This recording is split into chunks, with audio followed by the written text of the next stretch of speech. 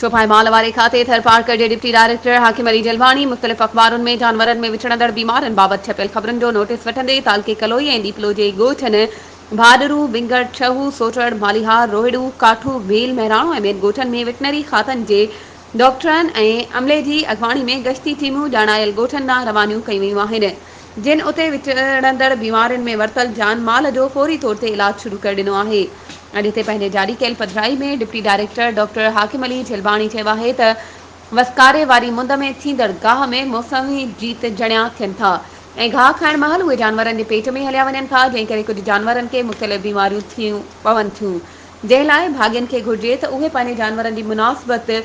मुनासिब पुरघोर लहनि ऐं कंहिं बि सुस्त थियल जानवर जो पंहिंजे वेझे वेटनरी मर्कज़ तां फौरी तौर ते चेकअप कराइनि त जीअं कंहिं बि इम्कानी नुक़सान खां बची सघिजे। हुननि चयो त चौपाई माल वारे खाते ॾांहुं थरपारकर ज़िले जे 7 तालुकनि में वेटनरी मर्कज़ मौजूदु आहिनि। हुन ॿुधायो त खाते पारां मुख़्तलिफ़ मौसमी बीमारियुनि खां अॻुवाट बचाव जा टीका लॻाइण वारो कमु पिणु हलंदड़ आहे। तंहिं हूंदे बि कंहिं बि शिकायत या मसइले जी सूरत में खाते जे कंट्रोल रूम सां राब्तो करे सघिजे थो। वधीक ख़बरुनि ऐं अपडेट्स जे लाइ असांजे चैनल खे सब्सक्राइब कयो